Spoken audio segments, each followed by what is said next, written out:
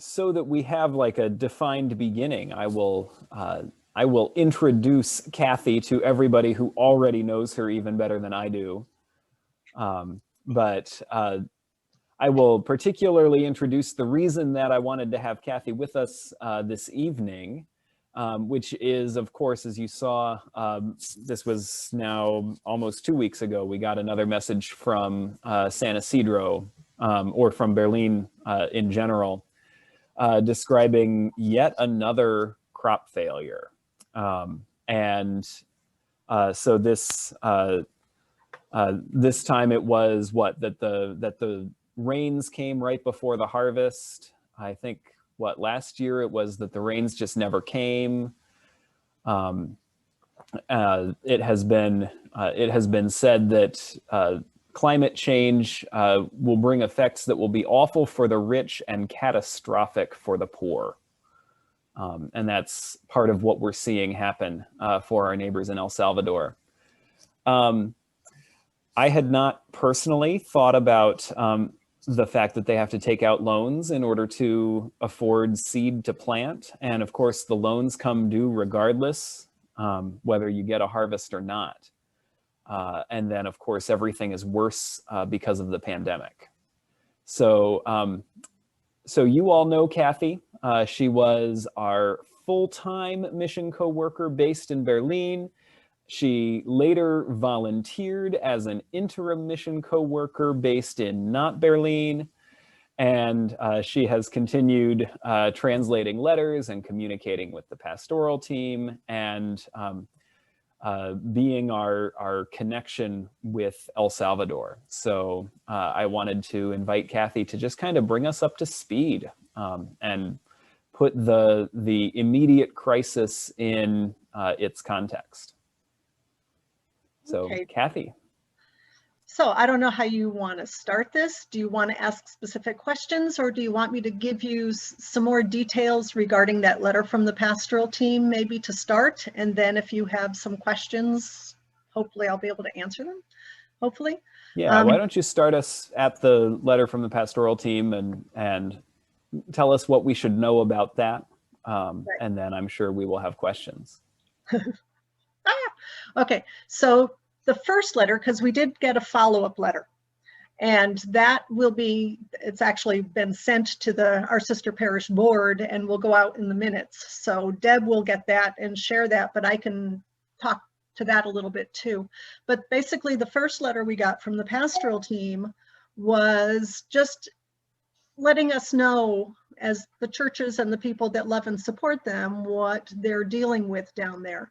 And specifically, they mentioned because of climate change, which it's a thing. And those of us in the first world that have those of us in the first world were not really affected by it. Like Nathan said, it's typically the poorest of the poor are the ones that are going to be affected the most and the ones that are going to suffer the most. And that's a fact of life. So they basically said in that first letter that because of the rains that came at the wrong time, we're talking the rainy season back in the day when I first started in El Salvador, and all the years since 2001 that I've been going down there, the rainy season, you could almost on your fingers count which day the rain was going to start. And that was typically the middle of May. That's when you would plant your crop, in the middle of May. And the rains would go about 6 months. And so the rains would feed and nourish all the plants that were growing, and then harvest time would come September, October, sometimes November.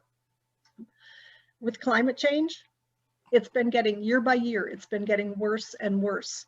Either the rains don't come until maybe August. We're talking a significant difference, and then they stay too long and they don't fall consistently. And like in this particular instance this year, the rains came, what is this, in December when they started harvesting their corn and beans. December, normally they would be doing this in October.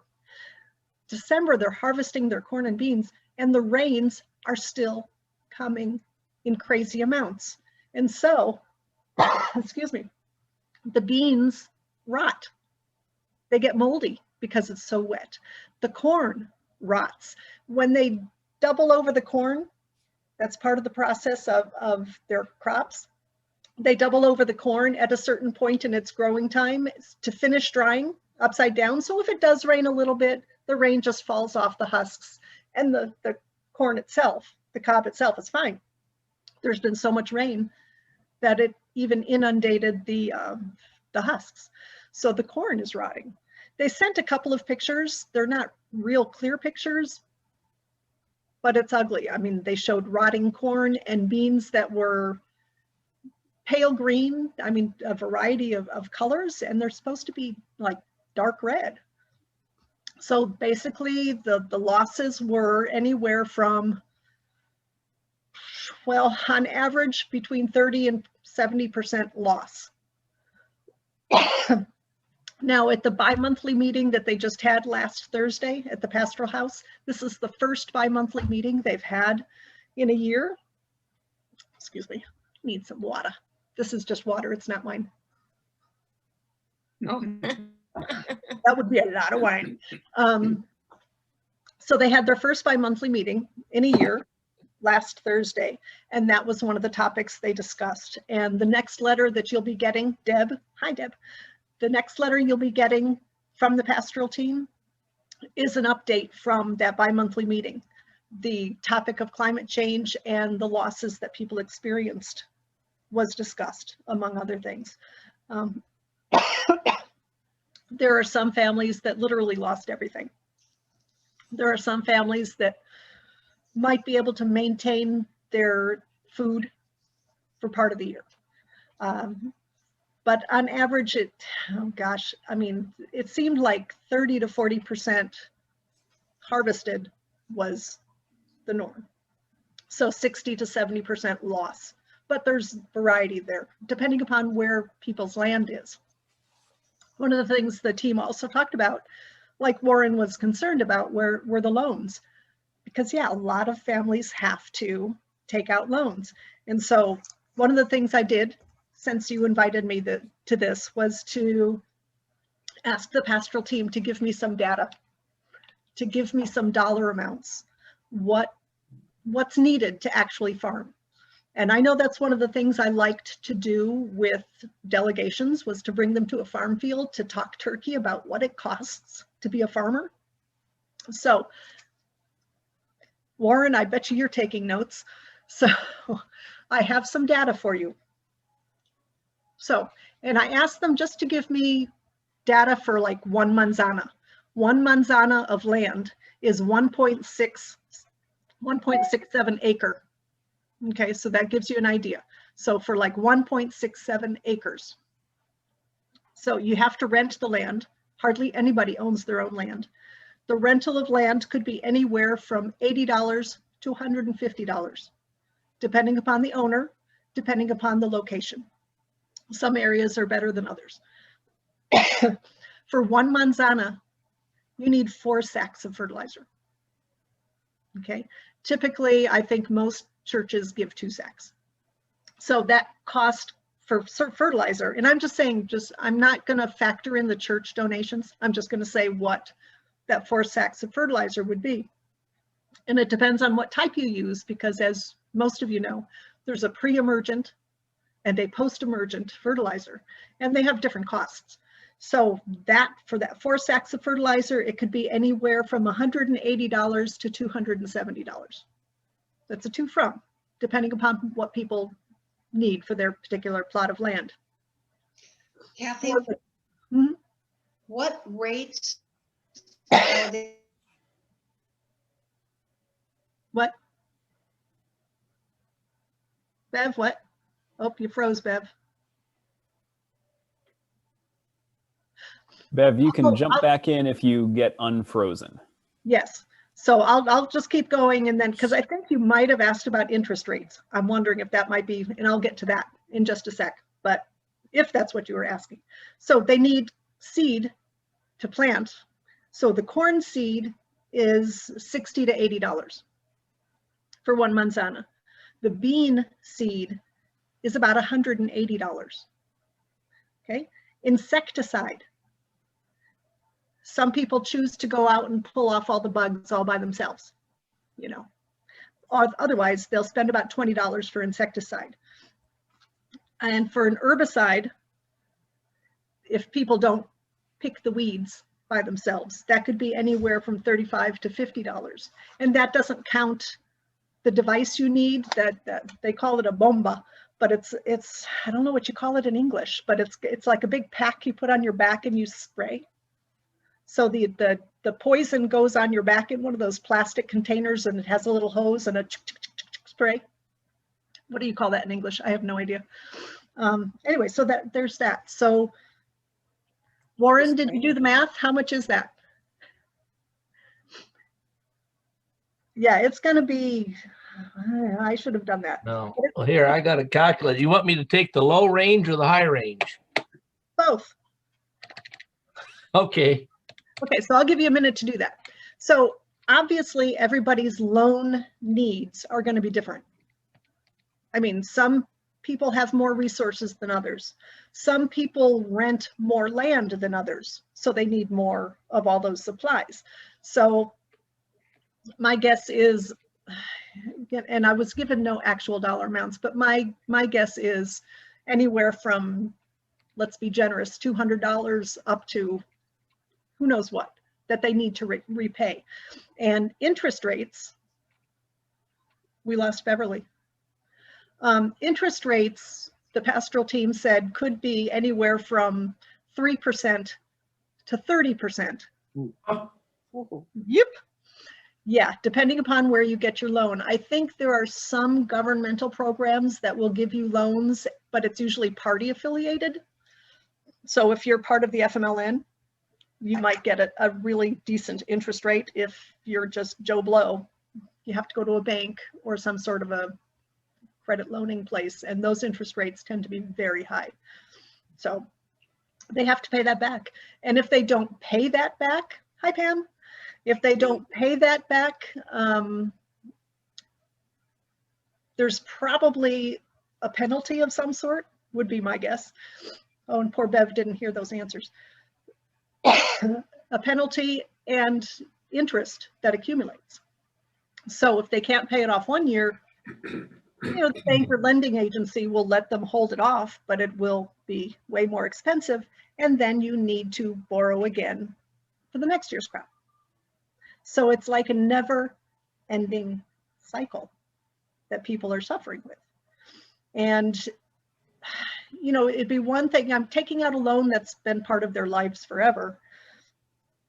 But when you could have a consistent and relatively decent crop, you're able to sell your excess produce to pay off those loans.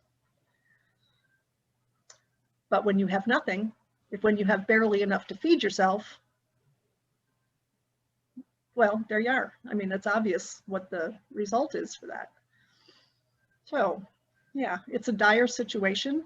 I sent to Deb, I don't know if you forward, and Warren, I sent some pictures of the recent package that you guys provided for San Isidro.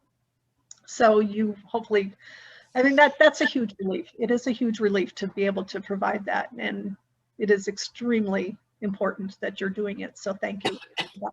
And we'll share those in the Covenant Corner tomorrow, everybody. I'll get those pictures sent to Carrie in the morning or later tonight. Yeah, good. I mean, the packets that the pastoral team puts together they're beautiful.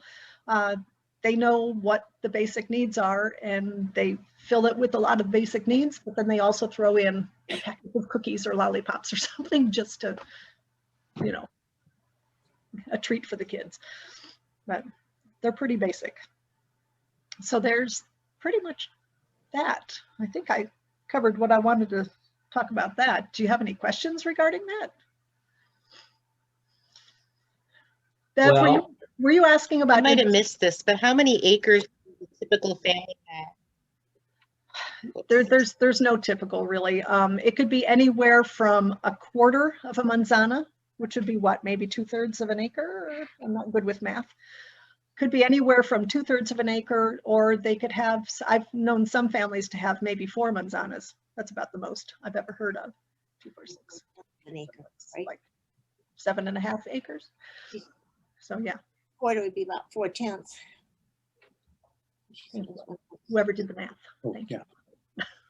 yeah. Kathy, this Warren, Hi, I'm Warren. still struggling. You say it starts with an M, is 1.67 acres. What is that again? A manzana?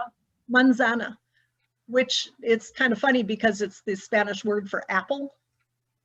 So go figure. I don't know where that word came from. Spell it for me, please. MANZANA.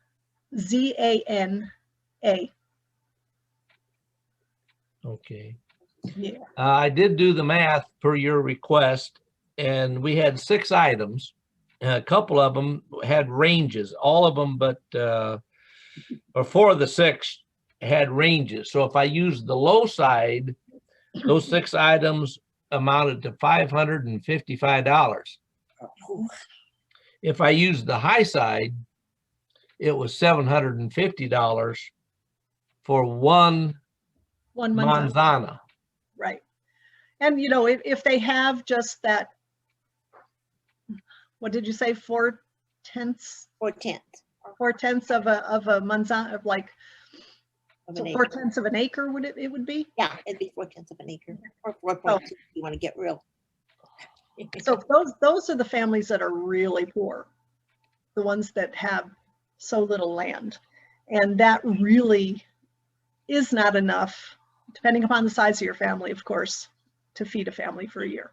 And that's the hope with the crop, is to feed your family for the year and have enough left over to sell for things like school supplies or shoes or cooking oil that you can't grow, you know, that sort of thing.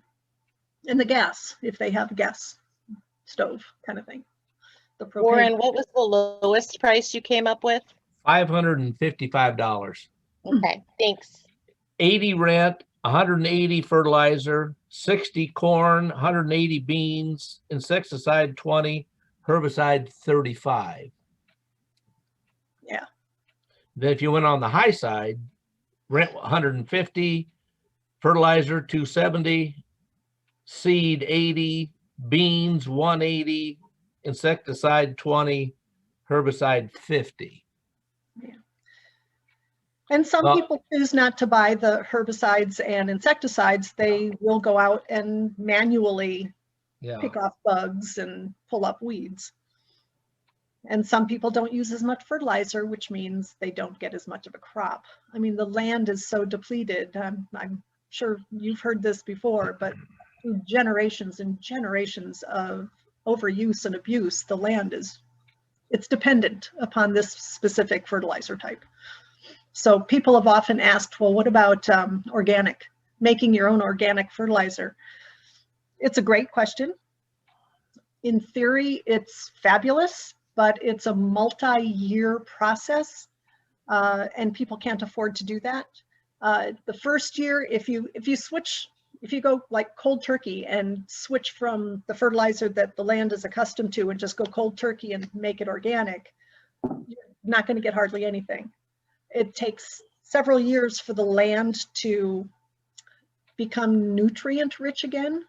That's a several year process. And there's no motivation to do something like that. First of all, it's expensive to find the resources to make that organic. I mean, there's a fabulous fungus that people have used, but trying to find that specific fungus is hard, really hard in any kind of quantity.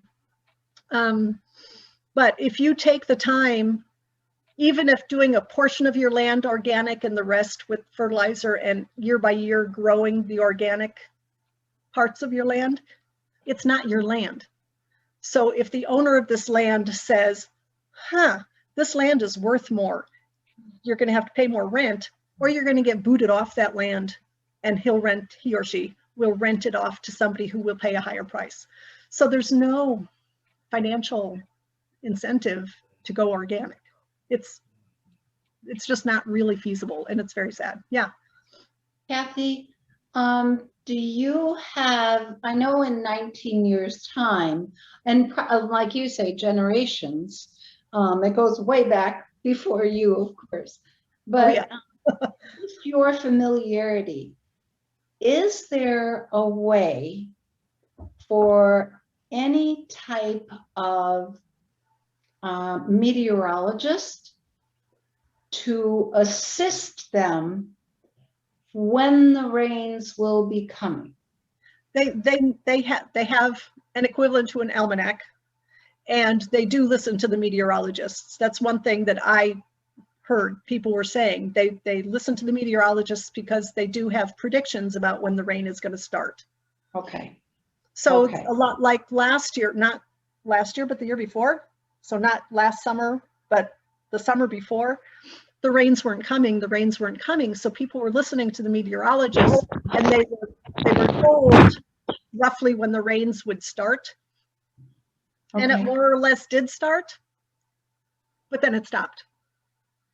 So they planted when the meteorologist said the rains were going to be starting, and the rainy season was going to be starting, but then the rain stopped, and then there was a drought. Was that 2 or 3 years ago? It was so bad. So And they the do have meteorologist couldn't determine that that was going to happen, or did he not know the purpose for what they were wanting the information? No.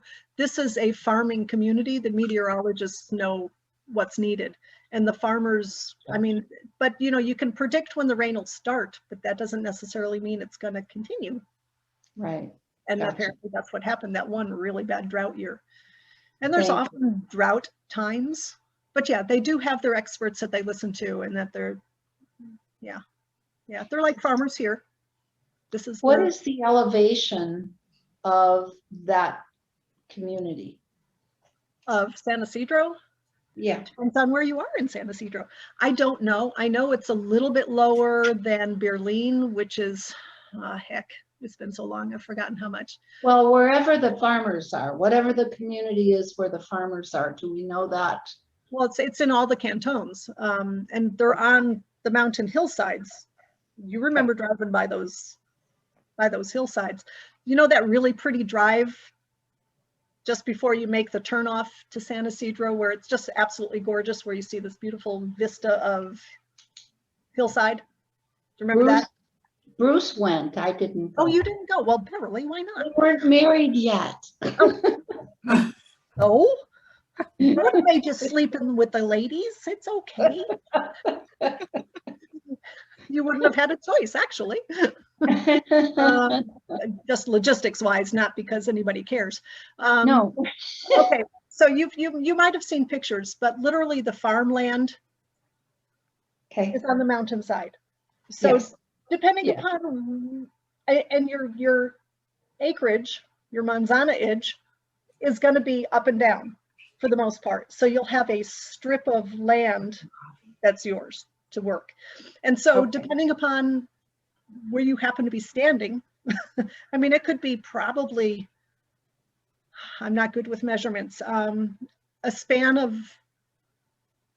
500 feet, would you say, Nathan? You were there. How? It's easily probably 150, 200 feet on a given hillside of elevation change, just from the top to the bottom, and it may be more than that. Yeah, it's hard to eyeball when everything's going up and down. Yeah, because there's no flat ground. There's no machines. No machine. I mean, you couldn't have machines out there, so people do everything by hand. Yeah, including the insecticides and herbicides, which I've got a lovely story for you. There's no protections when people put these poisons on their plants. When they go with the big bomb, the bomba pump, maybe that's the word.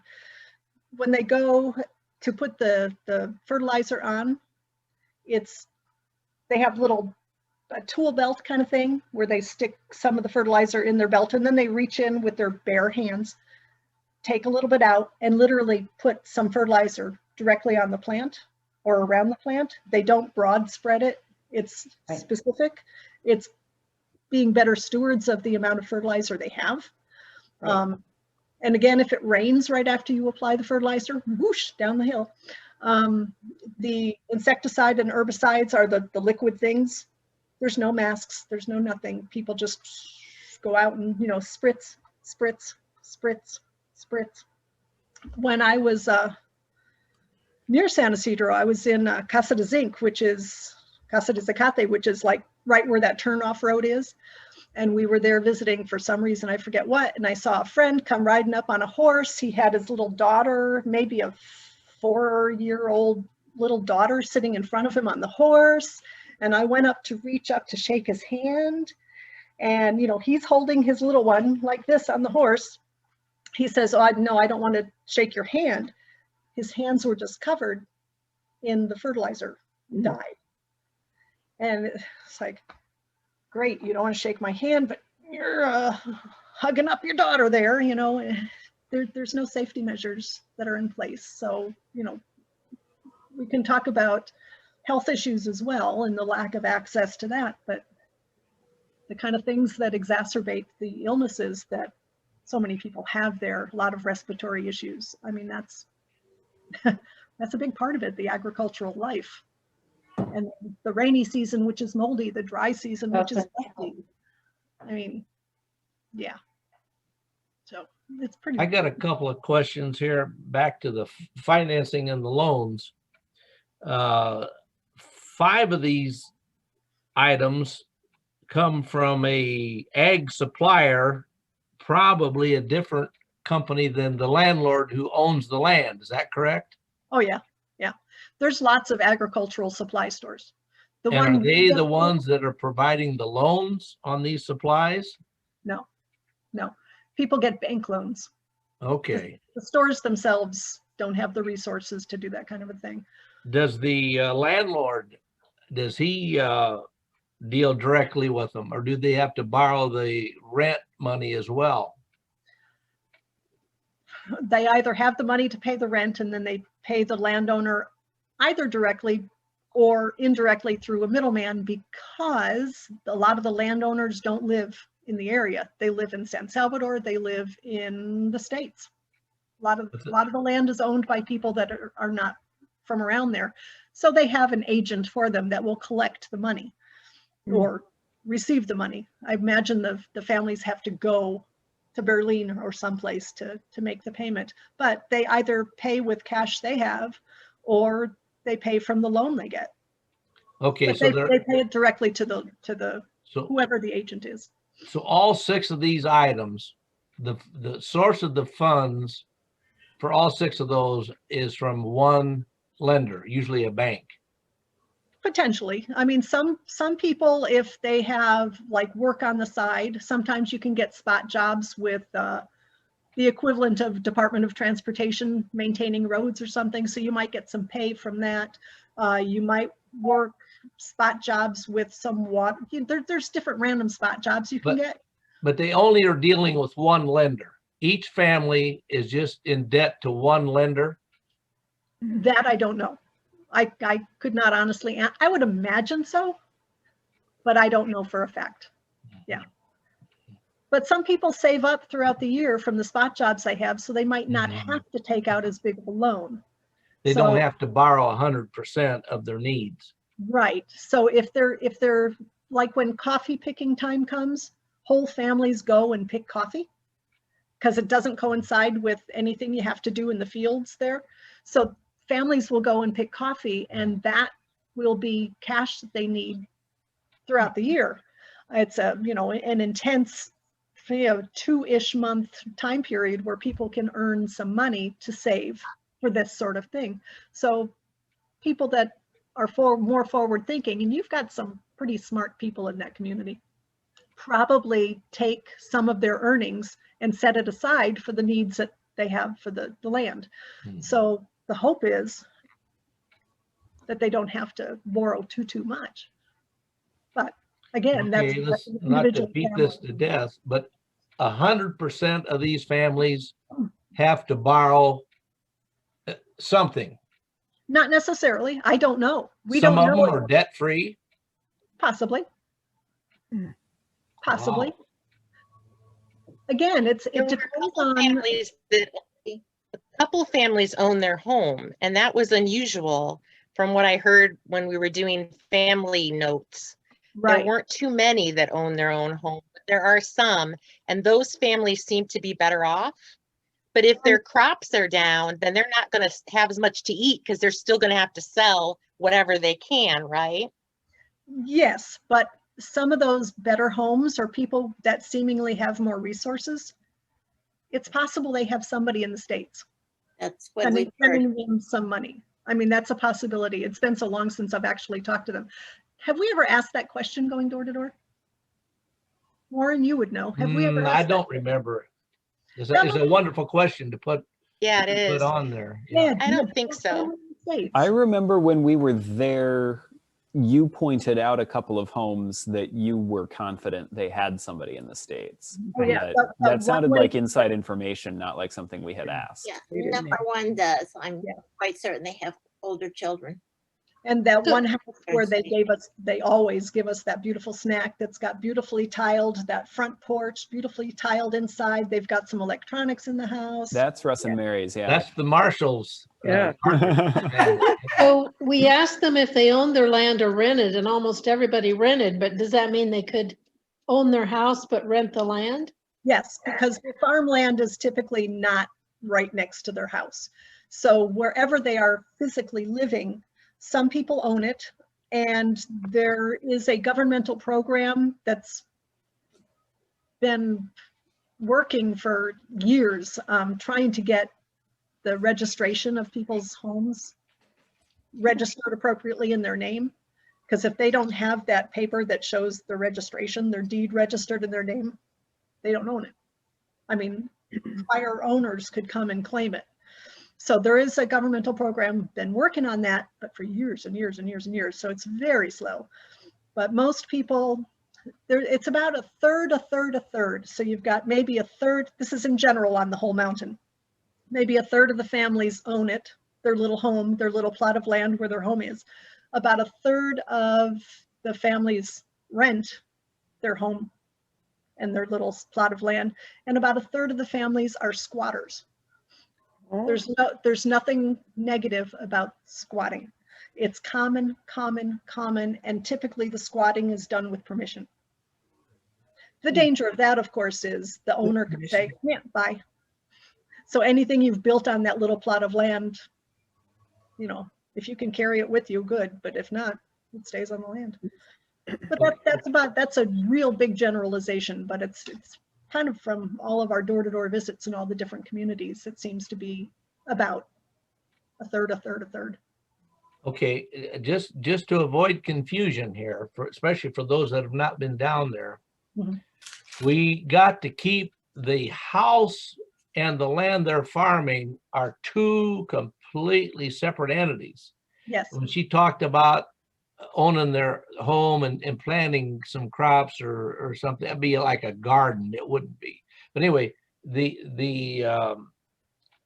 like in Iowa, you got a set of buildings attached to the land that the guy farms. But see, down there, they're in this canton, as in a village, kind of physically close to one another. But their house is not at all connected to the land that they may be currently farming. it's a rare thing when that happens. It happens now and again, but very rarely. Typically, a walk could be anywhere from a 5-minute walk to their field, which is lovely, or it could be an hour-and-a-half walk just to get to your field. So this brings up the next question. Not only do they have these from $555 to $750 operating capital for their farming operation, they've got monthly rent for their home. Is that Potentially. correct? Potentially. The third that are renting, if you own or you're a squatter, I guess you don't have to pay. Right. So what would your average monthly house rent go for? Average. I've never asked that question, so I have no idea. That'd be an interesting question. Well, no, that might be a little pushy to ask.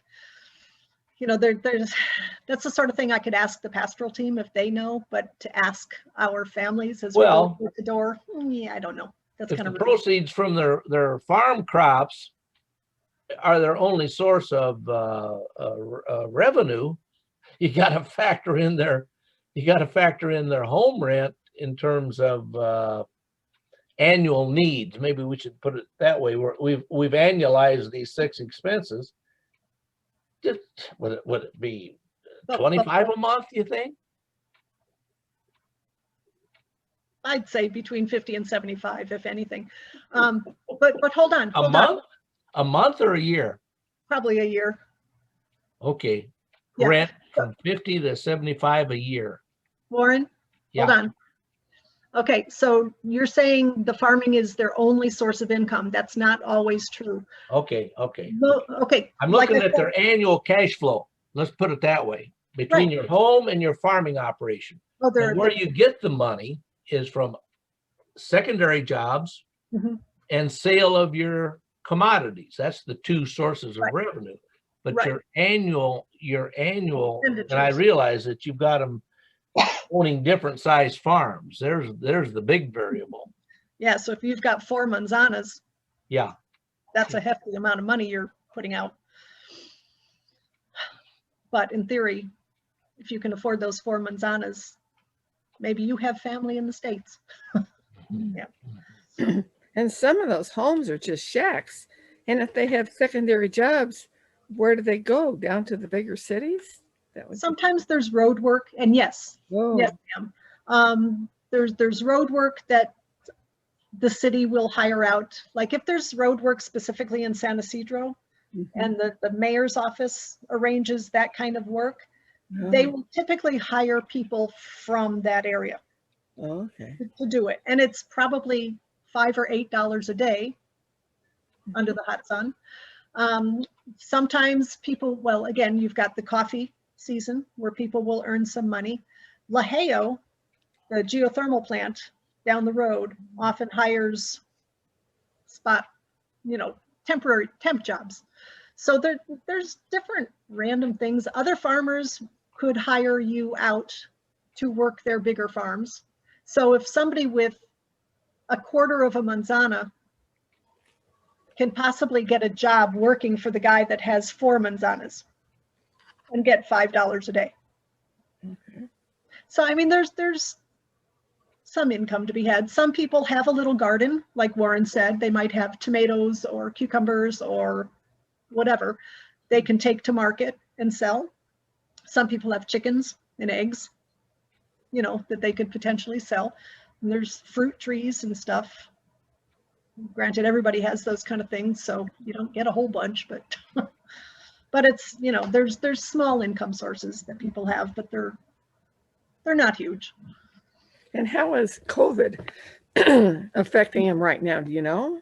I knew you were going to ask that. So again, I did some research, and well, a lot of people want to know that because it's an important thing.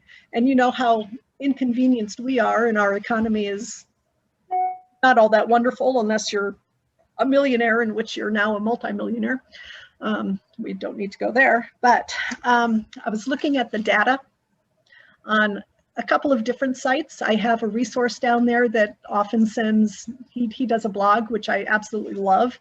I'll get you that link. I think I've given it to some people, but he's called Tim's blog, and he sends out he's a gringo. So, I mean, he's from here, but lives there and sends out some great information. So I get some of my information from the links that he shares for actual information. So let me put on my glasses. So this was as of today. First of all, nobody, the press nor civilians, have access to the data. So whatever data is being given to the official sources, people can't, just the general Jose can't get this information typically from their own government. So according to the data today, a governmental source, the total number of cases is 56-ish thousand. Okay, this is a very small country, about 1/5 the size of Iowa, with more than twice the population. Now, Iowa, as of today, had about 325,000 cases, cumulative. So that's Iowa, 325,000 cases. El Salvador, 56,000. I don't think so. Most everybody says these numbers in any developing country are underreported or just literally not known because they don't do the testing like we do. They But don't. you don't know how it's, They but don't you have don't know how, to test. but you don't know how it's affected people in that village, do you? Specifically San Isidro, no, but on the mountainside, there are people that are sick, but they're not getting tested. Oh, So we don't know. And there have been some deaths, but I don't know if it's COVID related or otherwise. I get the impression that there have been some deaths on the mountain, but specifically from San Isidro, I have not heard of any deaths. Yeah. So, Don't forget, they're a community of generations living in one location. oh yeah. So, And that what I is- hear, people don't mind wearing the masks. People are not complaining about wearing masks. And they do for the most part. And there are some restrictions about going to market. And I think they lifted that, you know, if your name starts with M, you can go on Thursday kind of thing. I think those are lifted, but they still are expected to social distance when they can and to wear their masks and to not go out as much as they can. So they're trying to do that, but they hospitals also have holistic, you know, they're used to living on the land or shopping correctly. So it's ginger and garlic and onion and lots of things that they make tea out of to help them fight some of the side effects. a lot of the people don't have that We sent knowledge. them, Yeah, you no, do. we sent them health kits. Mhm. Last spring, we sent health kits Yeah. containing some of the things that they might need were they to get COVID. So we tried to be proactive in that avenue from our help with our partner families. That was a suggestion from the pastoral team that that would be an appropriate gift for your families. And yeah, they were very well received. There is a women's group and they're not as big as and active as they used to be. You remember, who would know that? Warren would remember that, but they still do make some stuff, some natural, holistic, natural medicines. But it's mostly just for their own community. And I don't know. I haven't asked about that. That would be an interesting thing to find out. Yeah. But I don't think according the to- women's group was active when your delegation went, Pam and Nathan and Ann. It seems like they had not been meeting regularly, whereas before they had been sending things back with the delegations Yeah. for It's their families. So some people have gotten things from them. Oh, I remember we brought a few things back. yeah, they sold a few products that they made. Mhm. The ladies did. Right. And that group of women has dwindled. It's still, what's her name? Solia? Is that her name? Solia? Sounds right. Yeah. And then I forget who the other woman is, but the two leaders of that group are still doing some random things, but it's a smaller scale than it was. Yeah. Hot water.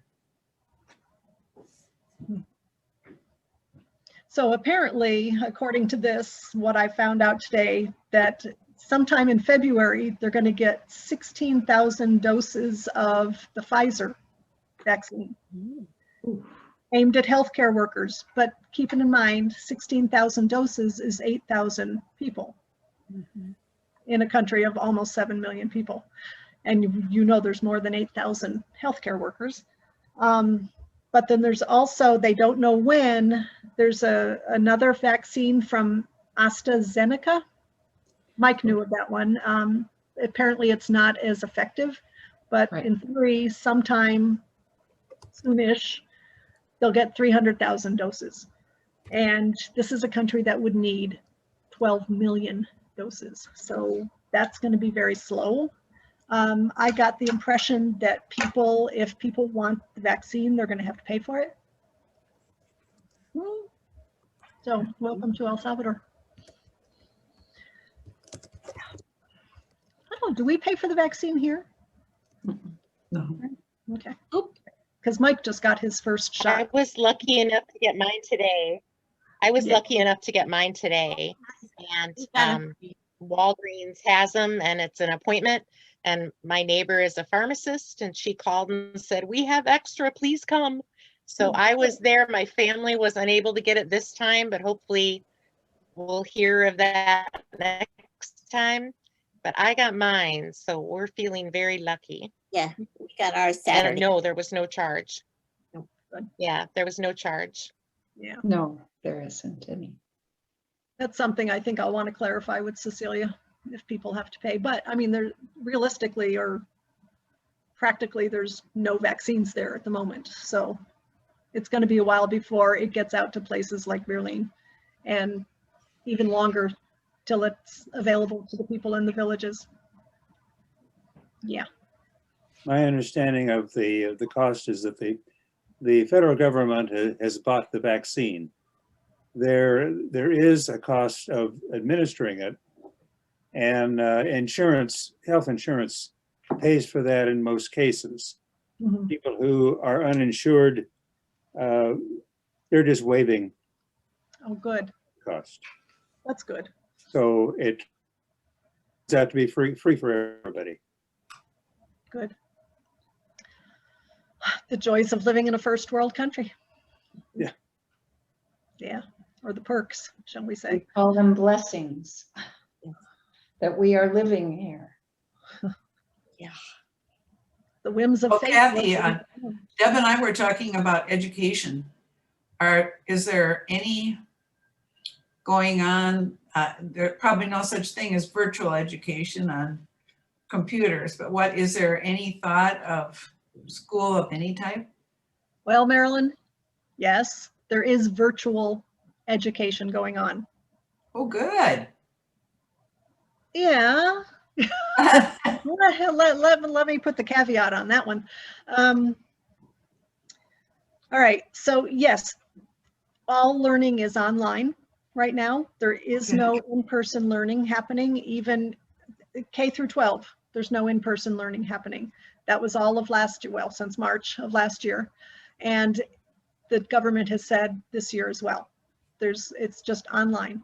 Now, to do online, you need either a computer or a smartphone. Most people have phones. Most people have at least one phone within the family, and possibly a cheap smartphone. I mean, it's with the basics, but still being able to do the internet kind of thing. Problem with that is you've got to have access to charge your phone, for one. You have to have access to purchase internet time, and you have to have a signal. And the signal is really weak in most of the villages. You can actually get a signal in some of the villages, but it's really weak. So if you can't get a strong enough signal, you have to go someplace where there is a stronger signal. The format that the teachers are using, Deb, you're going to love this as a teacher or an educator.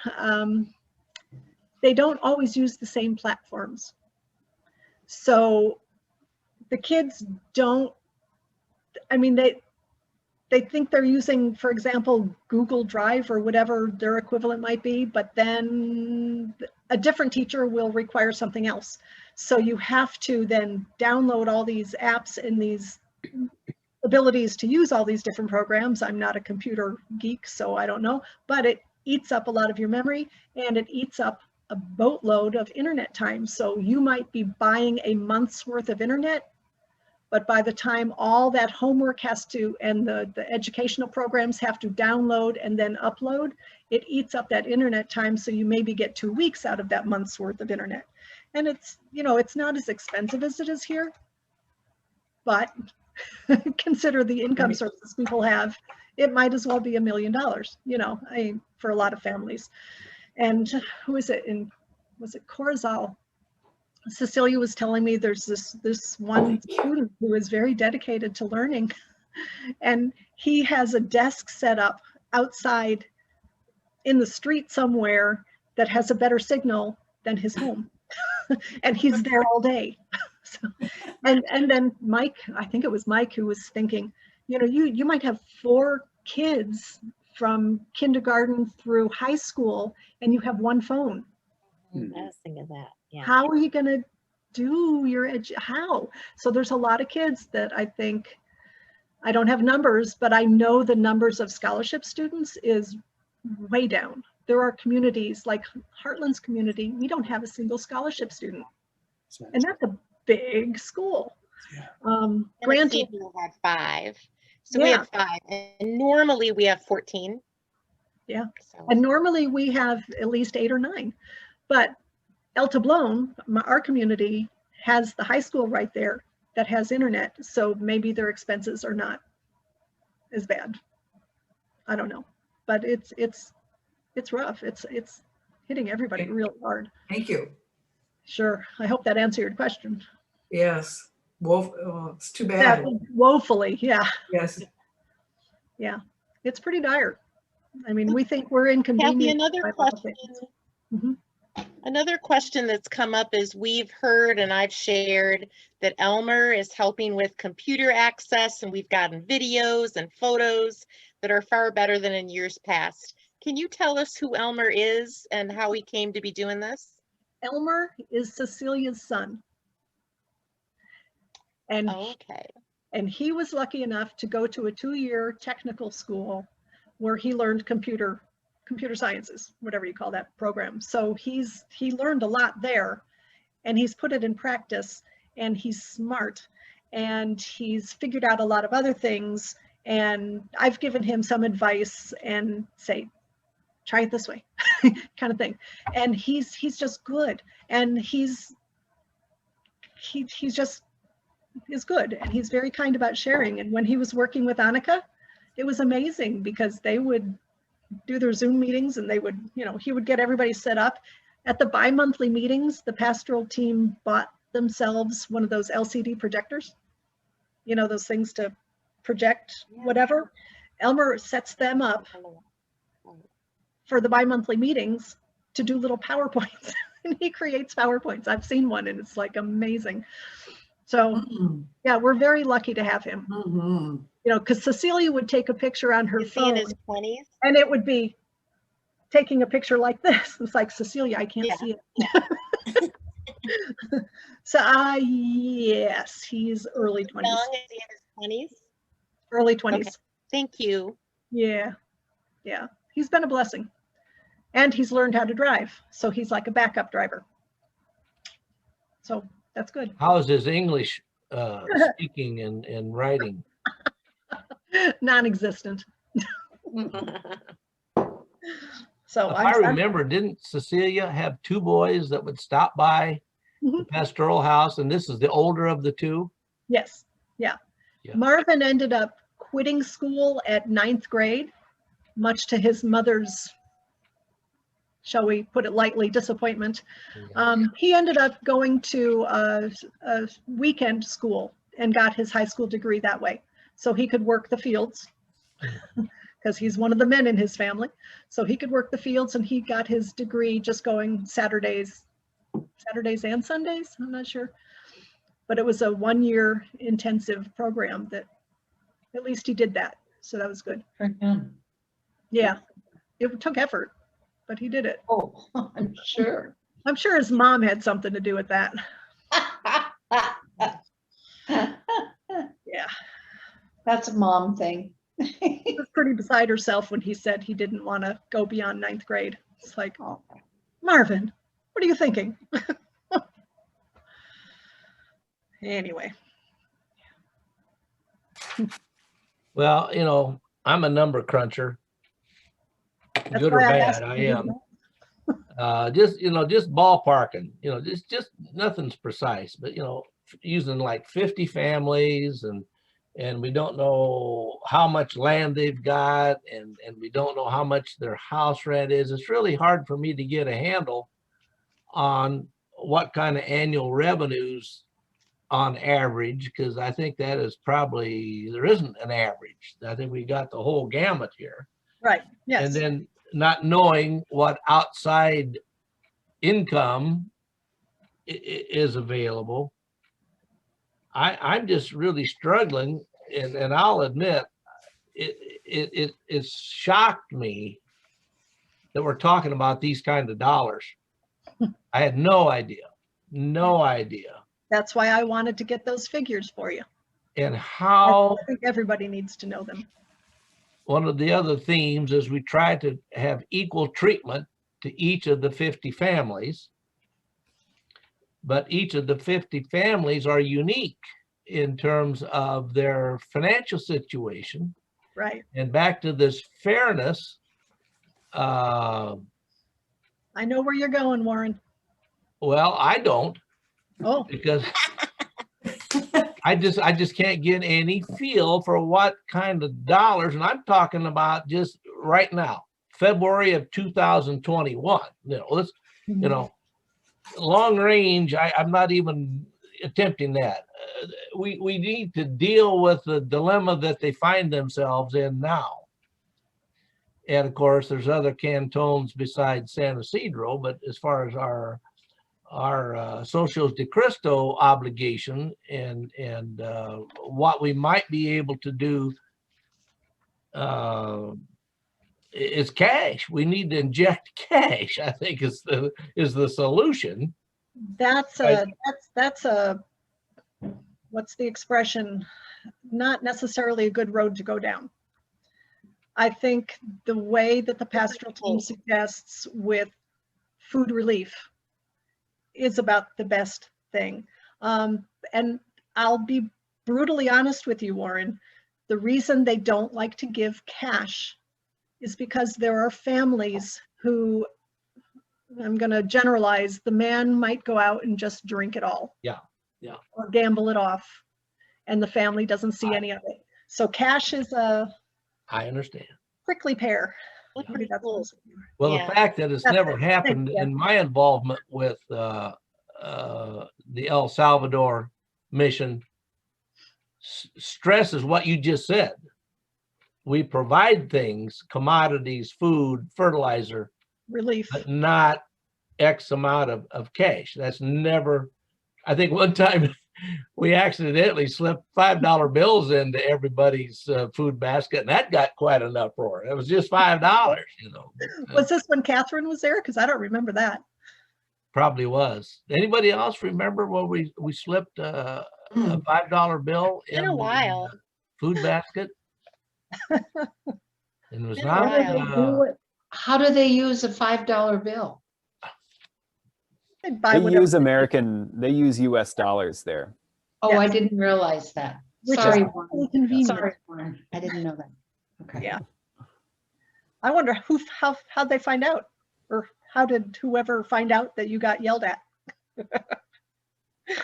Sorry, I'm laughing. I think it's kind of funny. Well, I don't remember who it was. Obviously, it may have been with Catherine's assistance, because I don't think the pastoral team probably would have it probably would have got canceled before it got that far. So it might have been with the help of a new mission coworker, i.e. Catherine, thought it was at our recommendation. But I know that the pastoral team was not happy with dispensing cash. Yeah. And the reason I mentioned is. Yeah. No, I believe you. It's a valid reason. Yeah. Kathy, do you mind saying what your hopes and dreams are for your own involvement in El Salvador? Do you feel a call? Do you? You probably don't see a path yet. Marilyn, Marilyn is not speaking on behalf of the hiring committee. Yeah. If I were a younger woman, if my knees were in better shape, if I had more stamina, if my husband was retired, I think. Wow. We've actually talked about it. It would be cozy in that little teeny tiny room that I had. For just 1 week, it's cozy when I'm down there with him with the medical delegation.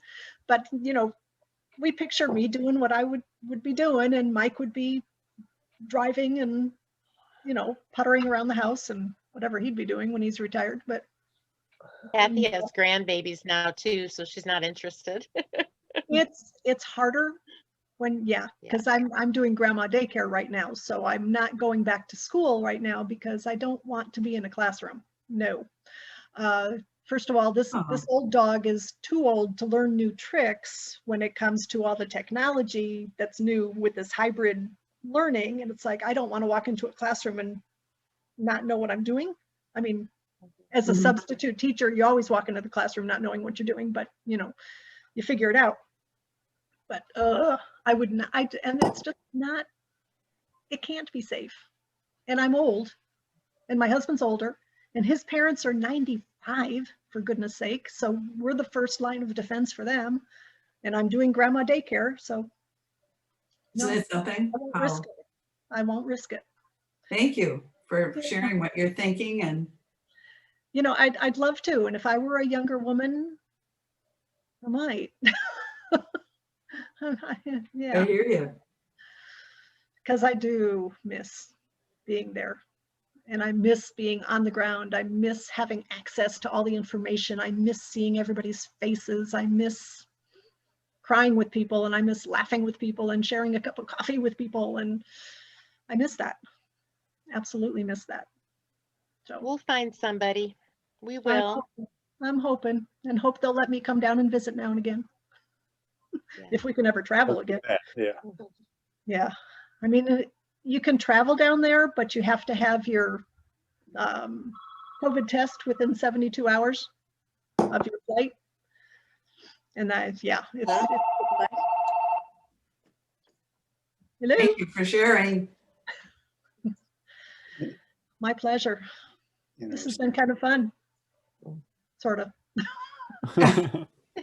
Well, it's been wonderful for us, and Yes. to get to hear your just depth of experience putting this moment that, you know, we've had contemporary issues classes where we just talk about COVID here, and it's hard enough to talk about COVID here, and we all live here and speak the language, and none of us do either of those for San Isidro. So for you to be able to give us a sense of, you know, what is the situation there, and to be able to give us the background that you've been able to give us tonight, we're very, very grateful. Well, it's been my pleasure. Now I have a suggestion for you. And this is based on something that Ankeny just recently did. They wrote a letter for their community. And the pastoral team is actually going to go out to Corozal tomorrow for something else, but they're also going to share that letter with their questions and with their expression of, we are still your partners, we're still here for you, we love you, we're praying for you, we think of you often, you know, that sort of a beautiful sentiment. Write a letter to them. I'll translate it for you. Get it to the pastoral team, and then they'll get it to San Isidro. So if that's something that you'd want to do, I think that would be, you know, just especially now that you haven't been able to go see them, just to let them know that Yeah. they're still part of your life. I think that would be a nice, nice gesture. That would be wonderful. And you know, we forget that you have landed on a more efficient means of communicating back and forth with the pastoral team. So, you know, letters have crossed our minds from time to time, but then nobody's traveling. They can't take the letters down for us. Right. But one big generic letter that can be read at a General Assembly meeting would be lovely. It would be a lovely thing. That would be great. Just to let them know that they're not forgotten. In fact, I might suggest that. Hopefully we can share that at tomorrow's OSP meeting. Yeah, and have everybody do it. Share that at tomorrow's OSP meeting so all the communities can receive something like that. Yeah. Yeah. Good idea, Deb. Yeah. Back to one of the basic principles of, we usually wait for a solicitude from the directiva and the canton, as opposed to us trying to figure out what they need. Mm-hmm. No, I'm saying that's a good procedure. Right. But at this point, that last letter was just a kind of an informative, bringing us up to date, but didn't have a solicitude. No, And- that letter came from the pastoral team, not your community. That came from the team itself, just to get all of us a sense of what's going on. And there was no solicitude attached. Now, like with fertilizer, you got that solicitude September or October, I forget when. They're still able to get that kind of information to us. If they have a solicitude for something specific, they will bring it to the pastoral house, and the pastoral house will pass it to me, and then I will pass it to you. So they're still able, they know that they're able to communicate in that regard. Yeah. Well, I would be surprised that we're not getting a solicitude for seed of the, if we can't pay cash rent to the landlord, right? You've got your fertilizer, your seed, and I don't want to get into insecticide and herbicide, but there are big items, your bean seed and your corn seed. My guess is they don't want to overtax you, because you're already giving them 2 big sacks of fertilizer. And I don't know that everybody buys the same type seed. I know there's some. We can let them know that in the letter we write to them. So maybe. I wouldn't put anything specific in your letter. I'm just trying to think how to word it relatively generically, inviting them to prioritize any needs they might have as a community. You said that they generally need more fertilizer than 2 bags. Is it possible that we could give them more, 3 or 4 bags instead of just 2? I don't, there are a lot of families that don't have a full manzana. So that would be like redundant or in excess. And one of the rules about receiving a gift is you are not to sell it. Because if you sell a gift like a water tank or something like that, then you're off the list. So, I mean, they're very persnickety about that particular rule, because they've been burned before. Churches have been burned before, and they might sell that $45 sack of fertilizer for $5. And it's not smart. So yeah, I think the 2 sacks of fertilizer is good. I know it's not enough for everybody, for everybody's farms, everybody's needs. That's a good sound, baby. Yeah, it's hard to know exactly. I mean, the pastoral team is the one that often makes suggestions about what is an appropriate gift. And I kind of trust their expertise and their wisdom, and, for all sorts of reasons, but having lived with them for so long. But you're saying there's no standardization to the corn seed and the bean seed like there is to the fertilizer needs. Well, again, the amount of seed they get depends on how much land they have. Well, if we're doing minimum purchase on fertilizer, there must be some kind of a minimum purchase of seed. Yeah. Now, some people, when they're lucky and have harvested enough, also have like a seed bank in their home where they will hold back seed. So again, not everybody might need seeds. So I don't know. I don't know why. No. I just probing here. Yeah. But if you take no direct cash injections off the table. Thank you. I don't. Well, I don't see how we're going to assist them. Is it just food basket about every 90 days? Is that what we can do? It's not a bad idea if you're able to, if you're financially able to. Well, I don't see anything else that we're able to support financially. If the seed's off, I'm not too hip on this insecticide herbicide thing. Yeah. And the landlord's rent, if that's off the table, yeah, we don't have a whole lot of others. At least I'm not identifying other ways to assist them especially when they're not willing to send us a solicitude. We're back to we trying to guess what they need as opposed to them telling us what they definitely need. Now, one of the benefits of a food relief basket, like you do, is that is money that they don't have to spend in town. And I imagine people, especially like Wilfredo or Nelson, or, you know, lots of people in that community, if they don't have to spend it in the marketplace, hopefully they tuck it away for when their agricultural needs come up. Okay. Yeah. So, I mean, there is a financial benefit to the food baskets. Yeah. So could we do those more often?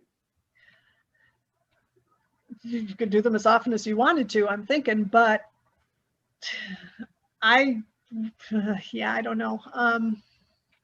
Who was it, you, Warren, that said every 90 days? Somebody said every 90 days. I just threw out 90 days, just. Yeah, quarterly kind of thing, maybe.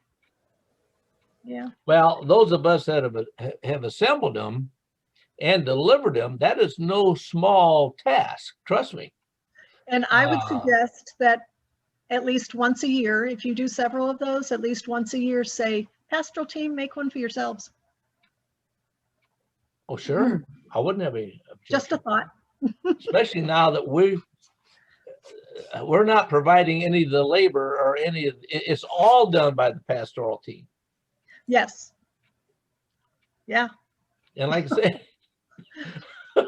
I know they get to pack it all, to weigh it all, to measure it all, to bag it all, to deliver it all. Yeah. Yeah. Boy.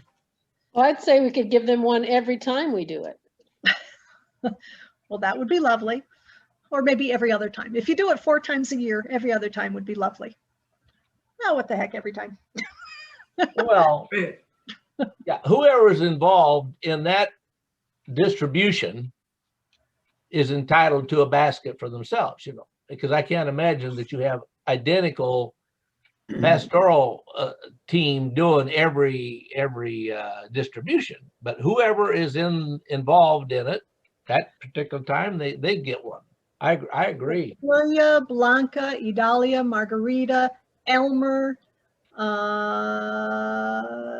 Alejandro, those would be the ones that do it. There again, are we pretty much every time? Are we sensitive enough of where we do draw the line on those 5 you named? Is there a 6th that might feel left out, or a 7th person? No, those would be the ones that would do it. As long as it's pretty crisp. It's pretty crisp. Mm-hmm. Yeah. Well, so we send them everybody though? to buy the supplies to send. It's not the entire pastoral team, Deb. Okay. But like Belmari and Jesus, they're not often at the they're pretty much there at the bi-monthly meetings. Oh, okay. To do those kind of things. And if they need advice, if they need a consensus, if they need something like that. But the ones that are actually doing the physical work, the day-to-day physical work are the ones I just mentioned. it's not like the UPS truck that pulls up by my home and pops in and out and goes on down the road. If you remember some of those deliveries. And that was in dry weather, leave alone throw in a little moisture, or did we? Well, I think Bruce and we got rained on. You're muted, Bruce. So we send the money to the That might be the best thing for Bruce. To buy the supplies. There you go. I love Bruce, No. so you know. Oh boy, we got torrential rain riding in the back of a pickup truck and going down the highway. It was memorable, yeah. Yep. And I discovered that I did not have rain gear. It was a windbreaker. And it did not come back to the U.S. with me. All of a sudden, I'm feeling awful damp. And I thought, well, this is rain gear. Well, it was a windbreaker. Big difference. But back to Pam's question. Sue just recently forwarded a check to our sister parish. I think it was $7,200. Remember, we had fertilizer, $3,500, $1,200 for scholarships, and $2,500 for $50 food baskets. See, those funds are forwarded to the pastoral team. And they and already then have it. Yeah, and we have pictures of them assembling the baskets. Yeah, we just recently had a check sent to our sister parish, and then they've got it on down to Berlin. So they've got the money. We have Covenant/Socios de Cristo Committee has I tried to explain this to Pam another time. Accounts down there. Yeah. Right. And we have added more to those, like Kathy, as of January 12th, provided us with the balances in those three. General fund, education, so like education was down to 200 physically in El Salvador. So we sent another 1,200 down. The health account was 735. And then much to my surprise, they're showing general funds of 2969. So even though we expected to spend $5,000 on fertilizer, we only sent 3,500 because we think there's some funds already down there. The additional 1,500, if you will, is already physically in El Salvador. More than you wanted to know, I know. It's good the way you do it though, because you're proactive. So the pastoral team doesn't have to say, Kathy, are they going to send money? Well, Like, I don't blame them. They need the money physically in hand to be able to make your purchases. to know. Yes, Yeah. that's only fair. Yeah, sometimes churches forget. Oh yeah, school's going to start. We need to send some money for scholarships. Oh yeah, that's normal. At our Socios de Cristo meetings, though, we have our current treasurer, our former treasurer, and the Socios de Cristo treasurer all there at the same meeting. So Dang, we are on top of it. you are awesome. At Fort Heartland, we can't read those darned budget reports. That's called being all over it, not just on top. Yeah.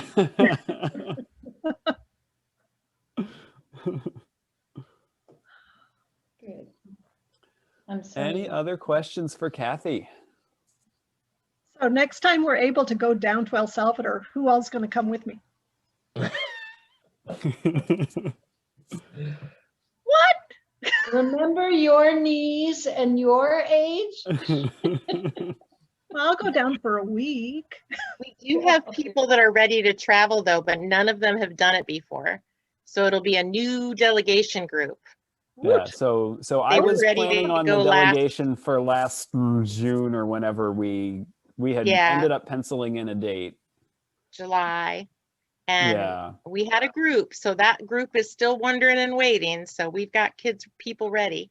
We're all Right. wondering and waiting. That's What's the right. corona situation down there? Oh, we went through You that. missed it. You missed it, Bruce. In a nutshell, underreported and underserved. Basically, in a country of 7 million people-ish, they have listed on their website that there are 56,000 cases. No way. And less than 2,000 dead. And at this point, no vaccines yet. So that's the nutshell, Bruce. Thank you. Yeah, I was on a Zoom magic meeting. I'm sorry we missed that. I disappeared. That was the finale. Well, I think it's only fair we tell him that he is now the mission co-worker for the next 2 years. We signed you up. Hone up on your Spanish. Beverly said, of course, sign him up for 2 years. I'll help you pack, Bruce. I'll only go down with you. I want you be my bunkmate again. Oh, and Warren and Bruce, that piece of plywood under the bed, it's still On there. the bed. Still there. Not on the bed. It's actually standing up in the upstairs dormitory, or it was last time I was there. So yeah, Well, they replaced the beds. Some church yeah. replaced the beds. that was Central Presbyterian Church. Thank you. very Yes. much. Well, Good work, to the Mike. rest of the people, Bruce did some artwork on this 4x8 piece of plywood. It's not just a blank board. Bruce is very artistic Yes. Very Did clever. he's It looking was over the edge. PG-14 rated. It wasn't anything that was, And why did we need the plywood, Because the Warren? mattresses were like. you were almost on the floor. Eggs. The sag in that bed of yours was you, and I felt bad. So I says, let's do something. I think Kathy suggested it. I slept like a U. You were in a hammock. Cozy. Okay, another, just a follow up. Are these $50 baskets? Is that a good level in terms of the physical amount of stuff to haul, and as opposed And they to, wouldn't be able to pick them up. yeah, that 50 is about a good max per basket. Between 40 and 50 is a beautiful basket. Okay. Yeah, because not only is it foodstuffs, it's like laundry Yeah. detergent and you know, kitchen Yeah. soaps and toilet paper and Yeah, you know. the pictures today showed some other non-edible items. Yeah. Yeah. So I want to back up when I said we should give the workers a bag every time. I was thinking of one bag for the pastoral house. I wasn't thinking of one for every individual. The So individual- yeah. Yeah. We could do Either one. both. Yeah. Yeah. Right. Pastoral house does okay. Well, yeah, well. Yeah. This has been Thank good you, for my soul. Kathy. This has been good for my soul. Thank you. Thank you. Yeah, it amazes me that of all the things you need to have a successful delegation, we've got the mission coworker who has volunteered. We've got, Deb says we have people interested in going. We've got the funds to support them. We just have COVID.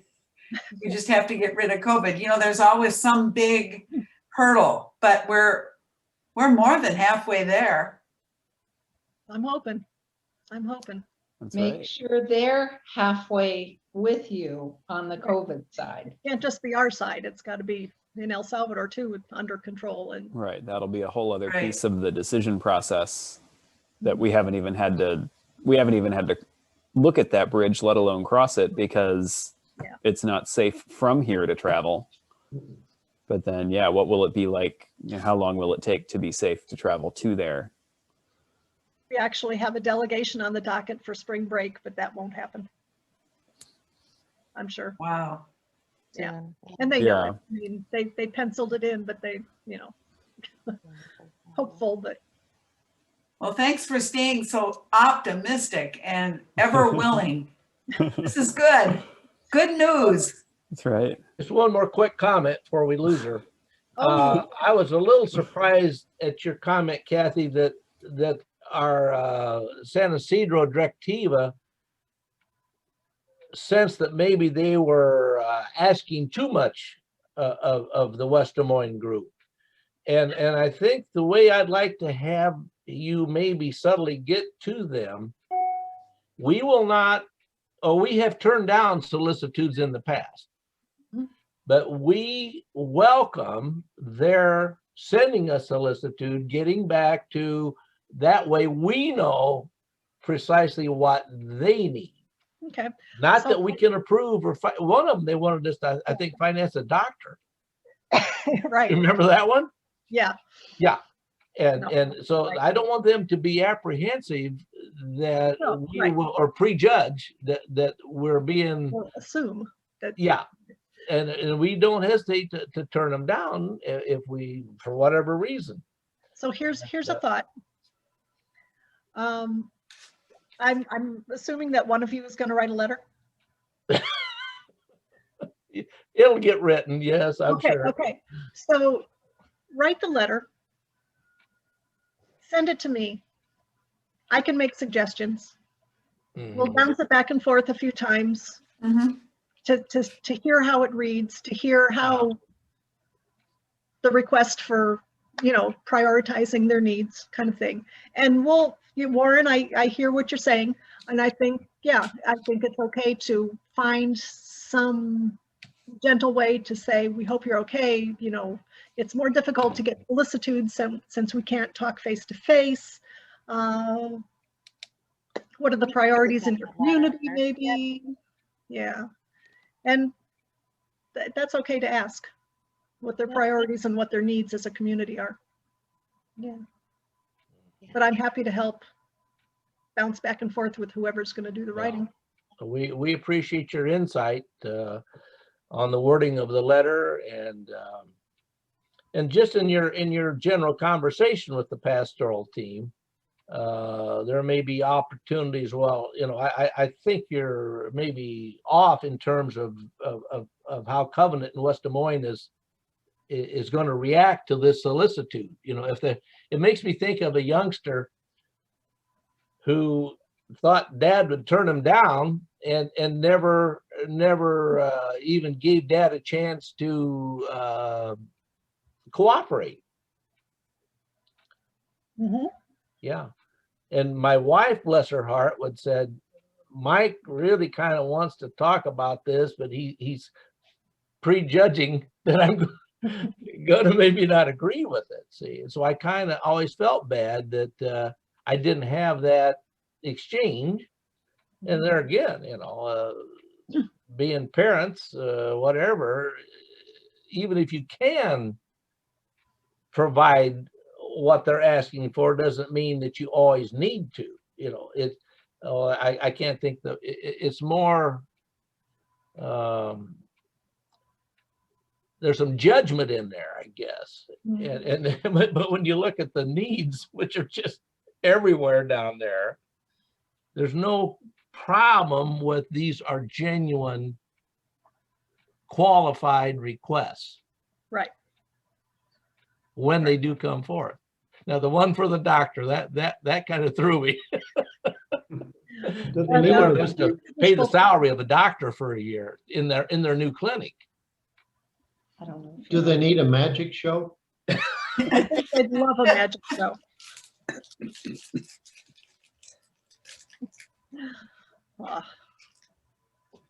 And I love going to San Isidro. Well, One of my It kind favorites. of shows, just kind of shows, Kathy. It's a pretty awesome place.